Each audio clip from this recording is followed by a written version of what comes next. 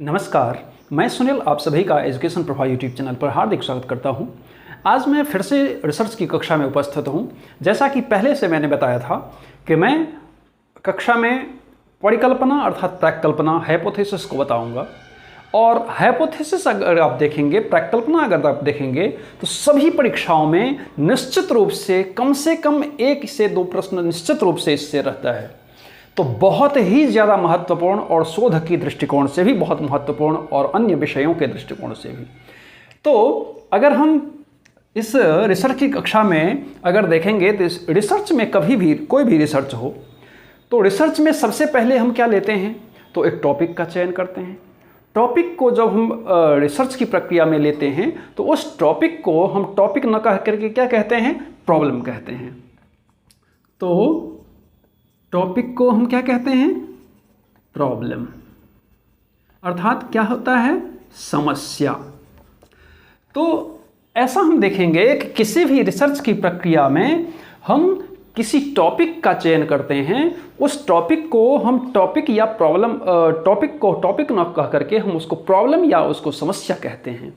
जब उस समस्या कहते हैं तो इसमें किसी भी अनुसंधान की प्रक्रिया में क्या होती है, सबसे पहली चीज़ें क्या होती है, समस्या होती है। उसी समस्या पर हम संपूर्ण कोई भी रिसर्च या कोई भी अनुसंधान संपूर्ण समस्या पर आधारित होता है। अब जब समस्या का भी मैंने चयन कर लिया, मान लीजिए एक समस्या हम यहाँ पर ले लेते हैं कि छात्र एवं छात्रा की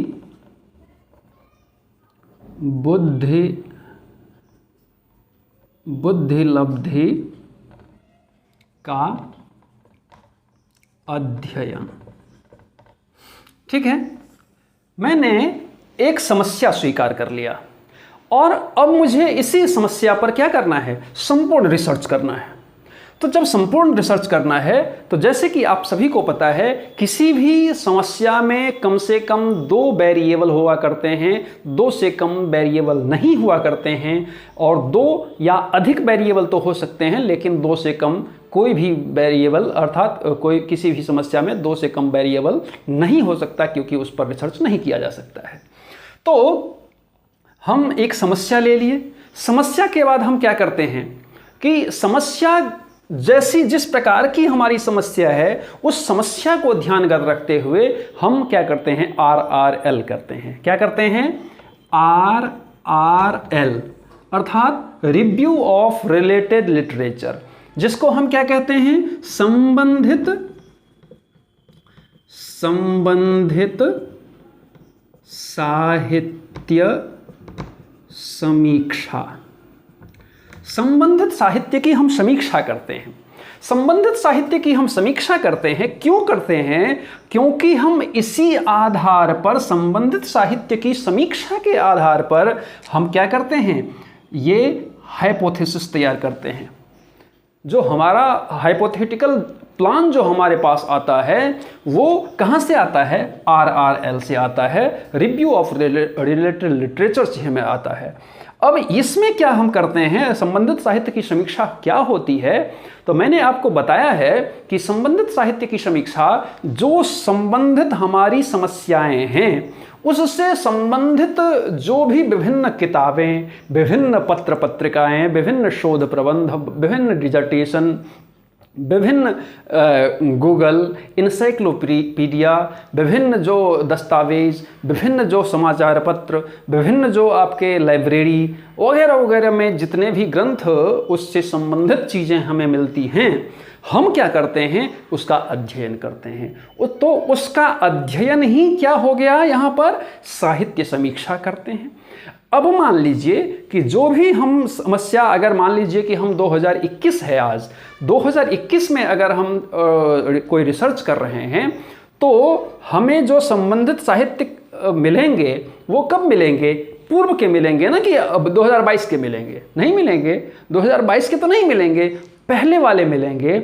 मान लीजिए कि इसके आधार पर मुझे 2017, कब, 2017 का, 2019 का मुझे मिला। ठीक है, एक आंकड़ा बताते हैं।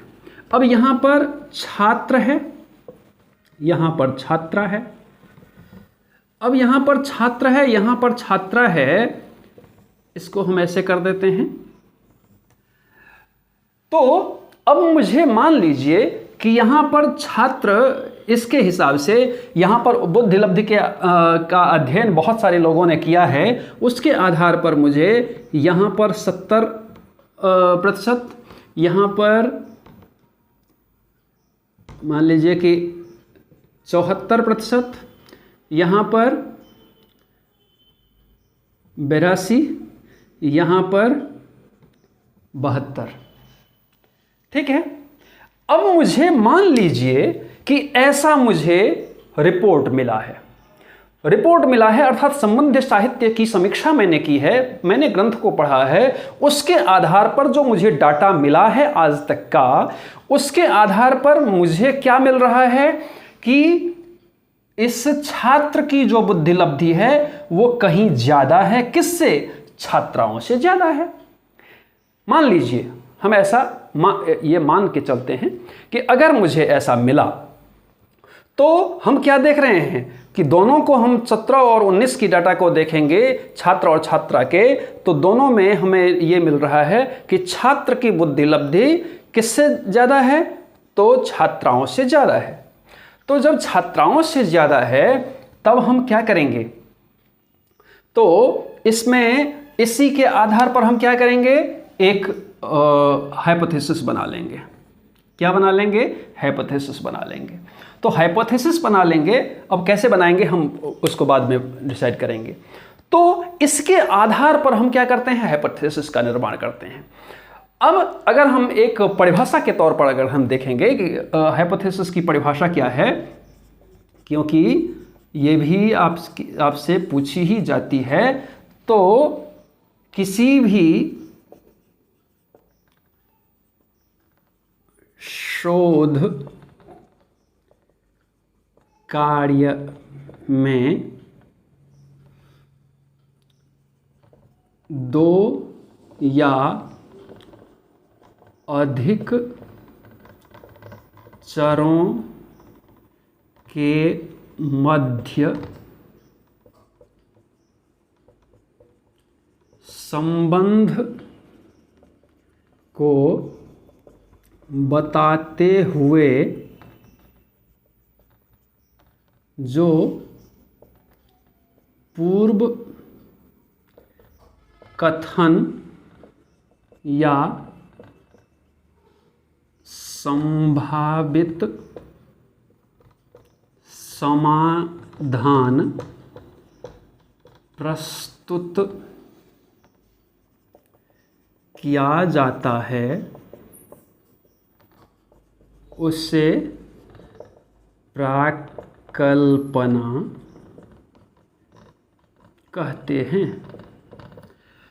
अब आप देखेंगे यहां पर मैंने लिख दिया है, परिभाषा एक मैंने लिख दिया है कि किसी भी शोध कार्य में 2 या 2 से अधिक, शोध कार्य में, अब शोध समस्या यहां पर ले लेंगे, तो किसी भी शोध कार्य में 2 या 2 से अधिक चरों के मध्य संबंध को बताते हुए जो पूर्व कथन या संभावित समाधान प्रस्तुत किया जाता है वही क्या है? प्राक्कल्पना, या उसी को हम परिकल्पना या फिर हाइपोथेसिस के नाम से जानते हैं। तो यही कुल मिला करके अब हम यहां पर आप अगर देखेंगे तो यहां पर मैंने पूर्व संबंधित साहित्य को, क्योंकि हमने आपको बताया कि कभी भी हम हाइपोथेसिस अपने मन से नहीं बनाएंगे, अपने मन से कुछ भी नहीं बना देंगे। बनाएंगे क्या? जो हमें प्राप्त डेटाज मिले हैं, हमने पढ़ा है, उसके आधार पर जो प्राप्त डेटाज हैं, उसके आधार पर ही जो डेटाज कहता है उससे संबंधित हम अपने एक संभावित समाधान प्रस्तुत करते हैं। उसी को हम क्या कहते हैं? प्राक्कल्पना या परिकल्पना कहते हैं। तो अब मैंने प्रस्तुत किया है, तो ऐसा इसके आधार पर अगर हम बना लेंगे, क्या प्राक्कल्पना अगर बना लेंगे, तो प्राक्कल्पना बना लेंगे तो क्या हो जाएगा कि छात्रों की बुद्धि लब्धि छात्राओं से अधिक है। हो जाएगा, क्योंकि यहां पर आप देखेंगे प्राक्कल्पना, तो चलिए प्राक्कल्पना यहां पर परिभाषा नहीं बल्कि प्राक्कल्पना कह दीजिए। तो यहां पर मैंने एक बना लिया है, किसके आधार पर? संबंधित साहित्य के समीक्षा को मैंने देखा है और इसके आधार पर मैंने बनाया है कि छात्र की बुद्धि लब्धि छात्राओं से अधिक है। अब जब मान लीजिए कि किसी भी रिसर्च की हम बात करते हैं, तो जब हमने क्या किया है, इसका परिकल्पना मैंने बना लिया है, प्राक्कल्पना मैंने बना लिया है, हाइपोथेसिस मैंने बना लिया है। अब हाइपोथेसिस बनाने के पश्चात हम क्या करेंगे, तो सबसे पहले हम देखेंगे कि इसके प्रकार जो होते हैं वो मुख्य, हालांकि आप देखेंगे तो इसके बहुत सारे प्रकार होते हैं। कितने प्रकार होते हैं ये कहना बहुत ही दूभर हो जाता है, क्योंकि आप जितने भी ग्रंथ पढ़ेंगे उसमें अलग अलग अलग अलग अलग अलग प्रकार के दिए हुए होते हैं। तो खैर ये अपनी मर्जी से बहुत सारे बन जाते हैं, तो कितने टाइप्स के होते हैं ऐसा कहना थोड़ा सा जल्दीबाजी हो जाएगी, लेकिन बहुत सारे टाइप्स के होते हैं। लेकिन अगर हम प्रमुखता से देखें तो इसमें मुख्य तौर पर 3 टाइप्स के होते हैं। कौन से होते हैं? कार्यकारी होता है, शून्य होता है और वैकल्पिक होता है। इसको हम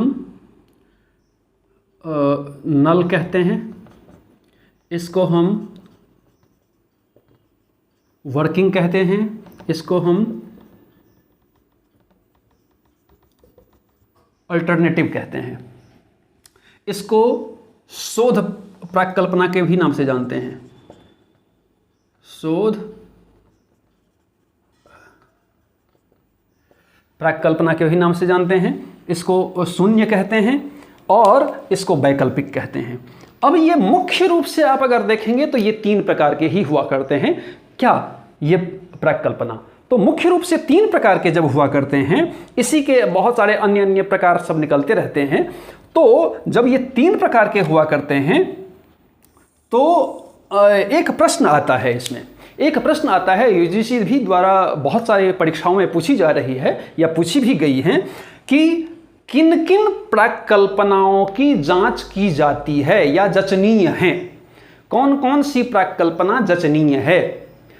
तो उसका उत्तर होता है कि कार्यकारी प्राक्कल्पना की भी जांच की जाती है, क्योंकि ये भी सत्य या असत्य हो सकती है। आपका शून्य प्राक्कल्पना की भी जांच की जाती है, क्योंकि ये भी सत्य या असत्य हो सकती है। लेकिन ये जो वैकल्पिक प्राक्कल्पना, अल्टरनेटिव प्राक्कल्पना या हाइपोथेसिस है, इसकी जांच नहीं की जाती है, क्योंकि ये सदैव सत्य होता है। ये सदैव सत्य होता है, ये कभी भी असत्य नहीं हुआ करता है। क्यों नहीं हुआ करता है ये भी हम बताएंगे। अब मान लीजिए कि इसकी हम जांच कर लिए, तो ऐसा हो सकता है कि यहाँ पर हमने जो प्राक्कल्पना बनाया था, अब जब हम एनालाइज किए हैं डेटा को, तो डेटा के एनालाइज में ऐसा भी तो हो सकता है कि ये 2021 में इसका डाटा बदल जाए और छात्रा की बुद्धि लब्धि ज़्यादा हो जाए, छात्रों की कम हो जाए, ऐसा भी तो हो सकता है। तो यहाँ पर क्या हो जाएगा, सीधे पलट जाएगा। फिर इसकी भी जांच की जाती है, क्योंकि ये भी असत्य या सत्य हो सकता है। तो कहा जाता है, हालांकि यूजीसी की परीक्षा में कई बार पूछी भी जाती है कि ये जो आपका सबसे पहले जो बनाया जाता है वो वर्किंग हाइपोथेसिस, शोध प्राक्कल्पना बनाया जाता है। इसके असत्य होने के पश्चात, इसके अगर ये सत्य नहीं होता है, इसके पश्चात ये बनाया जाता है, अर्थात शून्य बनाया जाता है, और शून्य के भी असत्य हो जाने के पश्चात ये वैकल्पिक प्राक्कल्पना बनाई जाती है। लेकिन आमतौर पर किसी भी रिसर्च की प्रक्रिया में हम एक साथ ही दोनों प्राक्कल्पना बना लेते हैं। कौन कौन सी? ये जो आपके दोनों पहले वाले हैं, अर्थात शोध प्राक्कल्पना और शून्य प्राक्कल्पना, ये हम दोनों एक साथ बना लिया करते हैं। खैर, तो ये इसमें मैंने बताया कि ये दोनों जो प्रकल्पनाएं हैं ये जचनीय होती हैं, लेकिन ये जो वैकल्पिक प्रकल्पना है वो जचनीय नहीं होती है, ये सदैव सर्वदा सत्य होता है।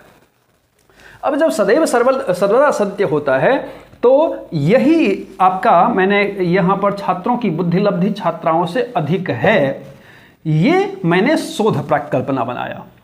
अब अगर इसी का मैं एक शून्य प्रकल्पना बनाऊं तो क्या हो जाएगा कि छात्रों की बुद्धिलब्धि यहाँ पर ये हो जाएगा छात्र तथा छात्रा की बुद्धिलब्धि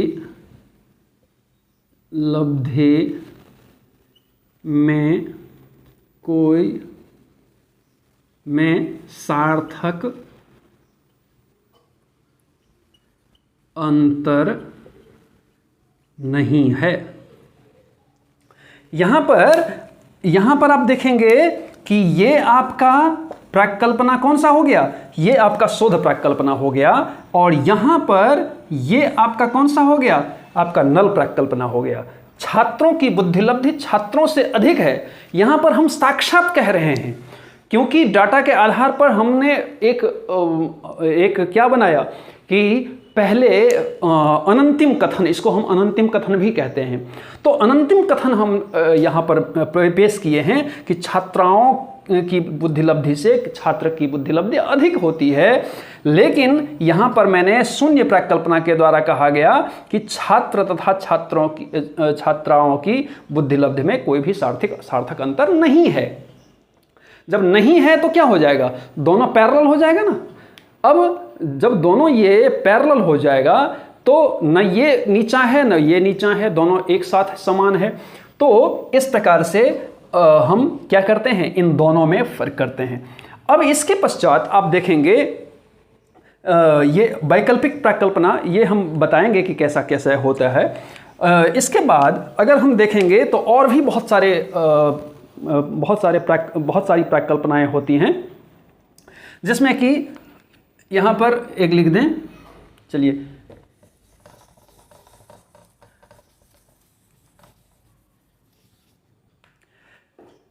क्या होता है, सकारात्मक नकारात्मक,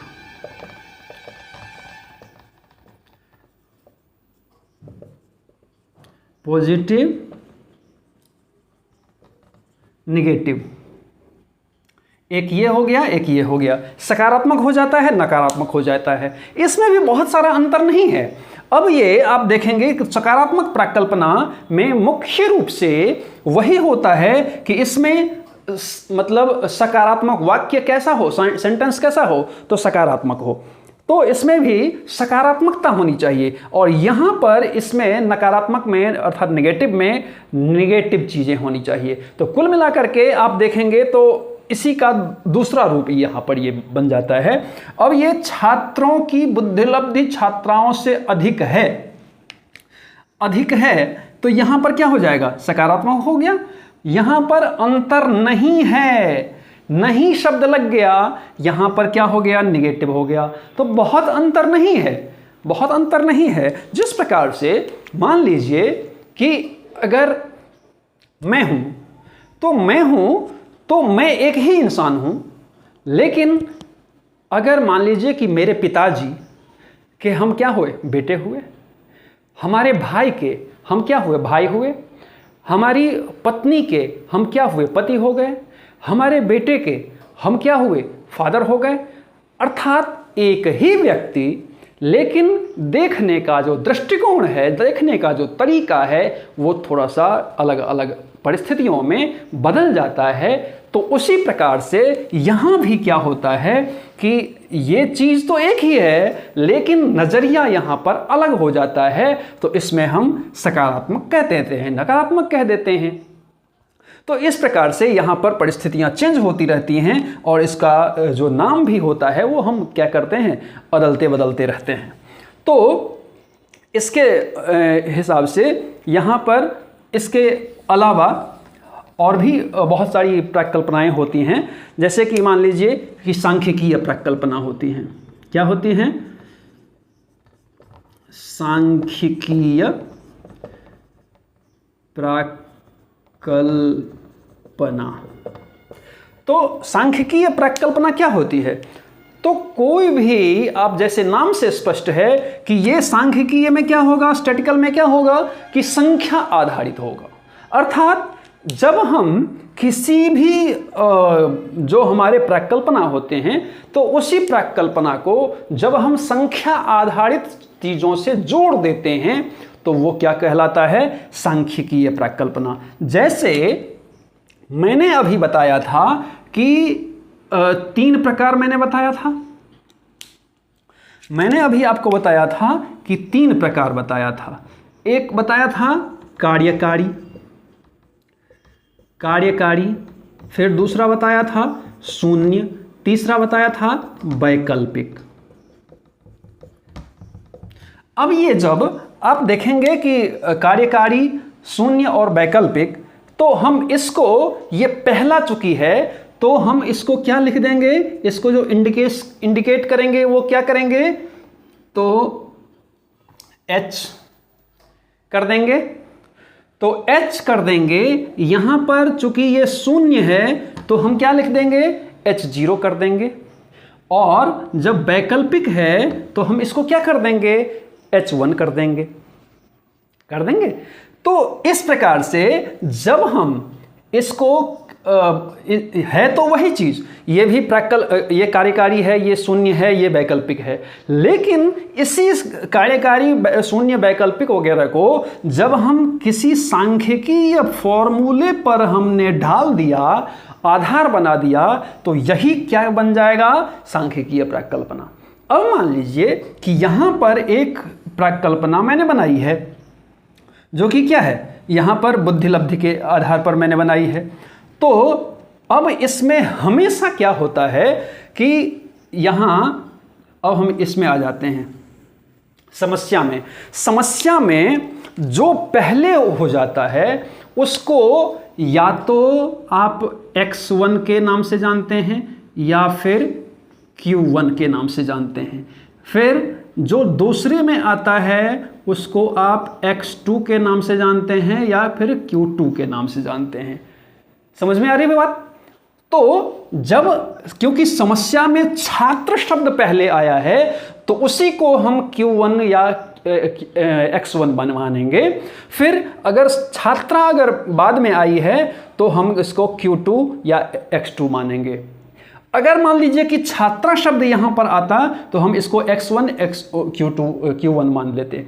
तो इस प्रकार से हम ये देखेंगे कि समस्या में जो शब्द पहले आता है उसको हम x1 या q1 मानेंगे, जो दूसरे पायदान पर आता है उसको हम x2 या q2 मान लेंगे। तो अब हम इसके आधार पर देखेंगे। तो यहां पर छात्र शब्द है तो यहां पर क्या लिख देंगे? यहां पर क्या लिख देंगे? x1 मान लेंगे। कुछ भी एक मानना है, अब दोनों आपको नहीं जोड़ना है। तो x1 हमने लिख दिया। फिर यहां पर क्या लिख देंगे? x2। तो यहां पर दे दिया है क्या? अधिक है तो h है ना, ये कार्यकारी हम बना रहे हैं। तो h इजकल टू x1 और ये क्या है? ग्रेटर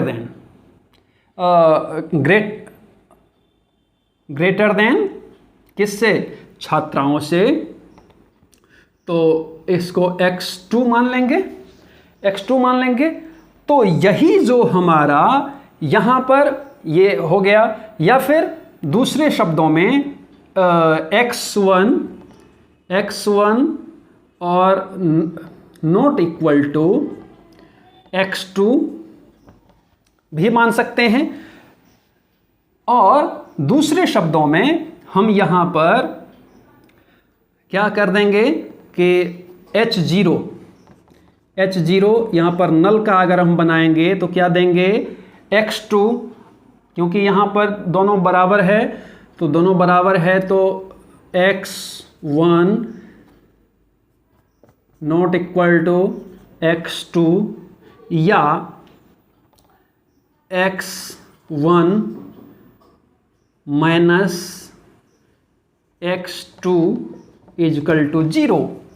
अर्थात इस प्रकार से जब हम उसको संख्याओं में ढाल देते हैं, संख्याओं में ढालने के पश्चात वही जो हमने जो बनाया है प्राकल्पना, वही जो उसको जब हम इस फॉर्मूले पर ढाल देते हैं या संख्यावाची शब्दों पर ढाल देते हैं, तो वही संख्यावाची शब्द जो हो जाता है वो क्या कहलाता है? सांख्यिकीय प्राकल्पना कहलाता है।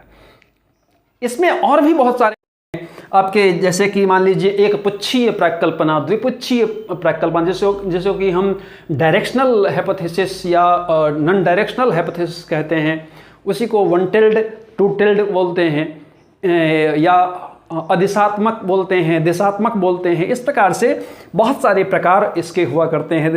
किसके? आपके प्राकल्पना के बहुत सारे प्रकार हुआ करते हैं, जिसमें कि एक दिन में तो ये सब सारा अगर हम बनाएंगे तो बहुत ज़्यादा लंबा वीडियो हो जाएगा। अगर आप चाहेंगे तो हम दूसरे वीडियो में, अगर आप कमेंट करेंगे लगातार, तो हम दूसरे वीडियो में इसको और ज़्यादा डिटेल में हम बता देंगे कि कैसे क्या किस प्रकार से होता है। तो मुझे लगता है कि इतना कम से कम इस प्राकल्पना में आपने समझा होगा, बेहतरीन तरीके से समझा होगा। इस तरीके से ही पढ़ने के लिए आप एजुकेशन प्रोफा यूट्यूब चैनल को सब्सक्राइब कीजिए, लाइक कीजिए और कमेंट कीजिए। साथ ही बेल आइकन को जरूर प्रेस कीजिए ताकि आपको आने वाली सभी वीडियो मिलती रहे। धन्यवाद।